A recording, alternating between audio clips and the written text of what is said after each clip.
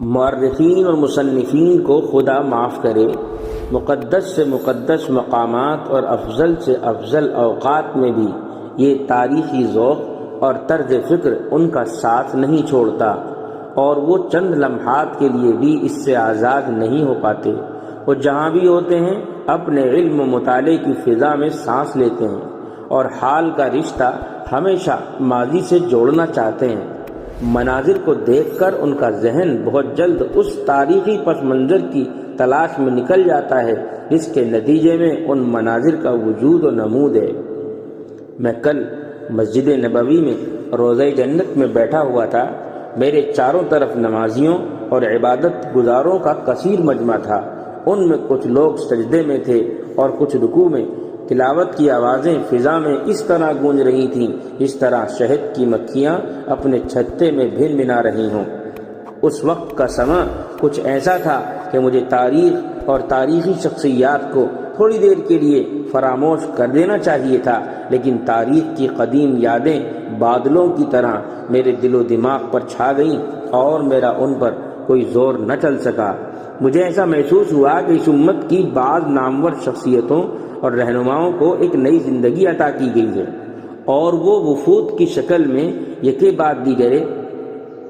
بارگاہ نبوی میں حاضر ہو رہے ہیں، اور اسی عظیم مسجد میں فریضہ نماز ادا کرنے کے بعد اس عظیم نبی کو ہدیہ سلام اور خراج عقیدت و محبت پیش کر رہے ہیں اور اس کے احسان کا اعتراف کر رہے ہیں، اور باوجود اس کے کہ وہ مختلف زبانوں، مقامات اور طبقوں سے تعلق رکھتے ہیں، سب یک زبان ہو کر اس بات کی گواہی دے رہے ہیں کہ آپ ہی وہ نبی ہیں جنہوں نے اللہ کے حکم سے ان کو ظلمت سے روشنی کی طرف، تیرہ بختی سے خوش بختی کی طرف، مخلوق کی عبادت سے خدا واحد کی عبادت کی طرف، اور مذاہب کے ظلم و استبداد سے اسلام کے عدل و انصاف کی طرف، اور دنیا کی تنگی سے اس کی کشادگی کی طرف منتقل کیا۔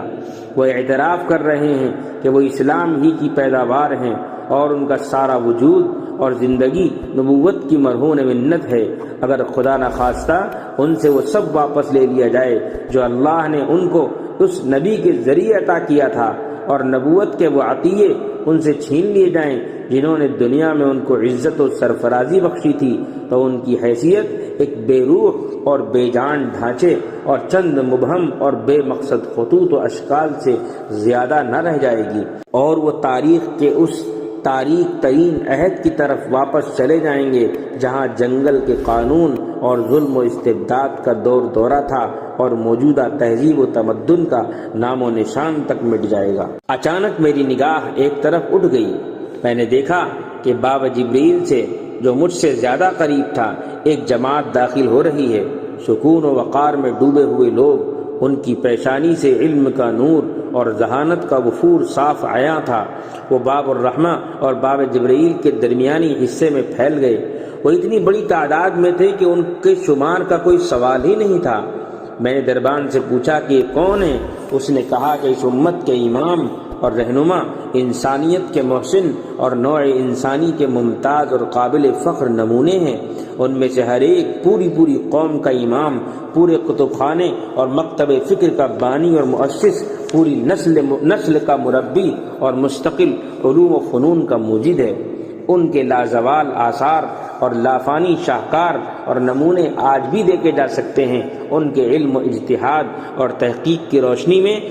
کئی نسلوں نے سفر زندگی طے کیا ہے۔ اس نے عجلت کے ساتھ چند ہستیوں کے نام بھی مجھے بتا دیے: امام مالک، امام ابو حنیفہ، امام شافعی، امام احمد بن حنبل، لیث بن سعد مصری، امام اوزاعی، امام بخاری، امام مسلم، تقی الدین ابن تیمیہ، ابن قدامہ، ابو اسحاق الشاطبی، کمال ابن حمام، شاہ ولی اللہ دہلوی۔ اگرچہ ان شخصیتوں میں اپنے زمانے اور اپنے ملک و وطن اور اپنی علمی و دینی حیثیتوں اور مراتب کا بڑا فرق تھا، لیکن ان سب نے اس موقع پر بارگاہ نبوی صلی اللہ علیہ وسلم میں خراج عقیدت پیش کیا اور اشک ندامت نذر کیے۔ میں نے دیکھا کہ سب سے پہلے انہوں نے تحیت المسجد کا دو گانا بہت خشوع و خضوع اور حضور قلب کے ساتھ ادا کیا، پھر بہت ادب اور تواضع کے ساتھ مرقد مبارک کی طرف طرف بڑھے اور بہت جچے تلے مختصر معانی سے لبریز گہرے اور پرمغز کلمات کے ساتھ سلام پیش کیا۔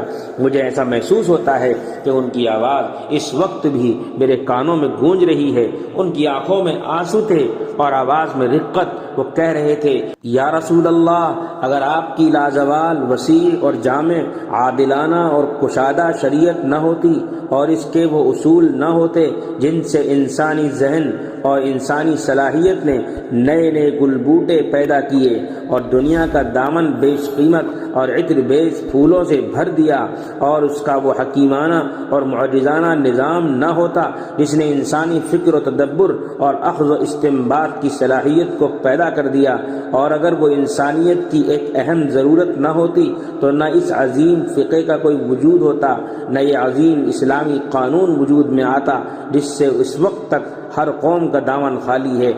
نہ اتنا بڑا اسلامی کتب خانہ پیدا ہوتا جس کے سامنے دنیا کا سارا مذہبی لٹریچر ہیچ ہے۔ اگر علم کی اشاعت اور خدا کی نشانیوں اور اس کی قدرت کاملہ میں غور و فکر اور عقل سے کام لینے کی آپ نے ایسی پرزور دعوت نہ دی ہوتی تو یہ شجر علم زیادہ دنوں تک برگ و بار نہ لا سکتا، اور نہ اس کا سایہ تمام دنیا پر ایسا محیط ہوتا جیسا کہ آج نظر آ رہا ہے۔ عقل انسانی پہلے کی طرح پابند زنجیر ہوتی اور دنیا روشنی سے محروم۔